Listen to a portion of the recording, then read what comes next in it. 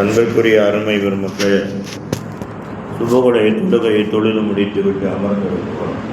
அல்லாஹ் தபாரக் வ தஆலா இந்த உலகத்தை படைத்து இந்த உலகத்திலே நம்மை படைத்திருக்கிறான். நாம் இந்த உலகத்தில் வாழ்ந்து கொண்டிருக்கிறோம். நாம் வாழக்கூடிய உலகத்தில் எது நல்லது என்றால் உலகத்தில் பிறந்தது நல்லதல்ல. அன்பிற்குரியவர்களே, உலக வாழ்க்கையிலே பிறந்தது நல்லதல்ல. உலகத்தில் எல்லாம் நீண்ட காலம் வாழ்கின்றது. வானத்தை பார்த்தோமையானால் அதற்கும் அழிவு உண்டு, பூமிக்கும் அழிவு உண்டு, கடலுக்கும் அழிவு உண்டு, மலைகளுக்கும் அழிவு உண்டு. இதற்கு மத்தியிலே உண்டான எல்லாவற்றுக்குமே அழிவு உண்டு. அதே நேரத்தில் எல்லாவற்றுக்குமே ஒரு குறிப்பிட்ட நேரம் அழிவுக்கு அறிவுக்கு உண்டு. உதாரணமாக எடுத்துக்கொண்டோமையானால், அதாவது ஈக்கு கூட என்ன உண்டு? ஒரு நாள் கணக்குண்டு. கொசுவுக்கு கூட ஒரு நாள் கணக்குண்டு. ஆனால் யாருக்கு கணக்கில்லை தெரியுமா? நமக்கு கணக்கில்லை. நமக்கு கணக்கில்லை. அவைகளுக்கெல்லாம் மௌத்து அறிவிக்கப்பட்டது, நமக்கு ஏன் அறிவிக்கப்படவில்லை என்று சொன்னால், அன்பிற்குரியவர்களே, இவைகளையெல்லாம் விட நமக்கு பயம் அதிகம், இவைகளையெல்லாம் விட நமக்கு ஆசை அதிகம். இந்த ரெண்டு தான் காரணம். பயம் அதிகம், ஆசை அதிகம். ஆகையினால் நமக்கு மௌத்து அறிவிக்கப்படவில்லை. ஏன்னா அதே நேரத்தில் அன்பிற்குரியவர்களே, உலகத்தில் வாழ்ந்த நபிமார்கள், ரசூல்மார்கள், இன்றைக்கும் வாழக்கூடிய வழிமார்கள், இவர்களுக்கெல்லாம் என்ன உண்டு? அறிவிப்பு உண்டு. அவர்கள் எப்பொழுது நபியாக அனுப்பப்பட்டார்களோ அப்பயே அறிவிப்பு உண்டு. உலகத்தில் இத்தனை காலம்தான் வாழுவீர்கள் அப்படின்னு. ரசூல்மார்களுக்கும் அதே அறிவிப்பு உண்டு. அதே மாதிரி இன்றைக்கு வாழுகிறார உயிரோடு வாழக்கூடிய வழிமார்கள், அவர்களுக்கும் அறிவிப்பு உண்டு. அன்பிற்குரியவர்கள், எப்போ அறிவிப்பு உண்டு? அவர்கள் வழியான உடனேயே, இறை நேசரான உடனேயே உங்களுடைய ஆயுள் இத்தனை ஆண்டு காலங்கள் தான் அன்று அறிவிப்பு உண்டு. ஏன் இவர்களுக்கு மாத்திரம் அறிவிப்பு வருகிறது என்றால் அதற்கு ஒரே ஒரு காரணம், அல்லாஹ் சொல்லி கொடுத்த வழிமுறையை அவர்கள் பின்பற்றுகின்றார்கள். அந்த வழிமுறை என்ன? 10, 15, 100, 200, 1000, 2000 அல்ல, ஒரே ஒரு வழிமுறை. அல்லாஹ் அவர்களுக்கு என்ன சொல்லி கொடுத்தான்? ரசூலுக்கு அல்லாஹ் என்ன சொல்லி கொடுத்தான் தெரியுமா? உங்களை விட மூத்தவர்கள், வயதால் மூத்தவர்கள், அவர் கருப்பாக இருந்தாலும் சரி, சிவப்பாக இருந்தாலும் சரி, குட்டையாக இருந்தாலும் சரி, நெட்டையாக இருந்தாலும் சரி, ஏழையாக இருந்தாலும் சரி, பணக்காரராக இருந்தாலும் சரி, நோயாளியாக இருந்தாலும் சரி, நோய் இல்லாதவராக இருந்தாலும் சரி, முசாஃபிராக இருந்தாலும் சரி, பக்கீராக இருந்தாலும் சரி, உங்களை விட வயதால் மூத்தவர்கள் யாரை கண்டாலும் என்ன செய்யுங்கள்? நீங்கள் அவர்களுக்கு மரியாதை கொடுங்கள். அல்லாஹ் இதைத்தான் சொல்லுங்கள். நீங்கள் அவர்களுக்கு மரியாதை கொடுங்கள். உங்களால் வயதில் மூத்தவர்களுக்கு மரியாதை கொடுங்கள். ரசூல் கேட்டாங்க, அப்படி மரியாதை கொடுத்தால் என்ன செய்யப்படும்? அல்லாஹ் அழகா சொன்னான், அதாவது உங்களுக்கு என்ன செய்யப்படும்? ஆயிலை வயதாகும் வரை மீட்டப்படும். நீங்கள் உங்கள் மூத்தவர்களுக்கு மரியாதை கொடுத்தீர்களேயானால் உங்களுடைய ஆயிலை அவர்கள் ஆயிலை விட அதிகமாக ஆக்கப்படும். அல்லாஹ் சொல்றாங்க. அது யாரிடத்திலே இருந்தது? நபிமார்களிடத்திலே இருந்தது, ரசூல்மார்களிடத்திலே இருந்தது, இன்றைக்கும் இருக்கக்கூடிய வலிமார்களிடத்திலே இருக்கிறது.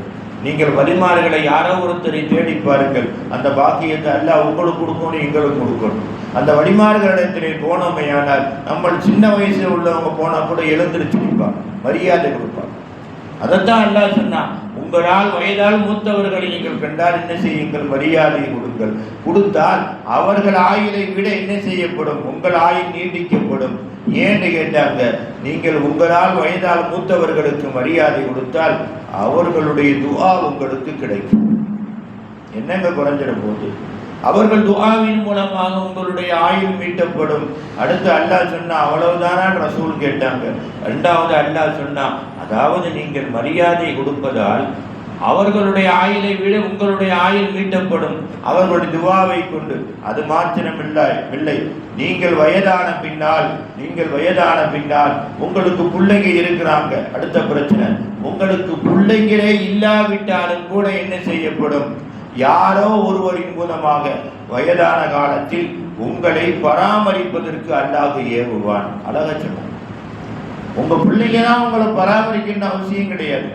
ஏன்னா நீங்கள் உங்களுக்கு மூத்தவர்களை மதித்தால் அவர்களிடம் வயதும் கொடுக்கப்படும். உங்கள் அல்லாத அவருக்கும் உங்களுக்கும் சம்பந்தமே இருக்காது. அப்படியா அந்த ஒருவரின் மூலமாக என்ன செய்யப்படும்? உங்களை பராமரிக்கக்கூடிய ஒரு சூழ்நிலையை என்ன செய்வான், அல்லாஹ் தஆலா ஏற்படுத்துவான் அப்படின்னு பெருமானார் ஸல்லல்லாஹு அலைஹி வஸல்லம் அவர்களுக்கு அல்லாஹ் சொல்லிக் கொடுத்தான். அன்பிற்குரியவர்களே, அதாவது வயதானது என்பது எப்படி நாம் தெரிந்து கொள்ள முடியும்? நமக்கு வயதாகிவிட்டது அப்படின்னு எப்ப தெரிஞ்சுக்கிட்டோம்டா, ஸல்லல்லாஹு அலைஹி வஸல்லம் சொன்னாங்க, நமக்கு வயதாகிவிட்டது என்பதற்கு ஒரே ஒரு அடையாளம் தான். ஏன்னா வேற எந்த அடையாளமும் அல்ல. உங்களுக்கு வயதானது என்பதை நீங்கள் அறிந்து கொள்ள வேண்டுமையானால் உங்களுடைய தாடி முடி நரைக்க ஆரம்பித்துவிடும்.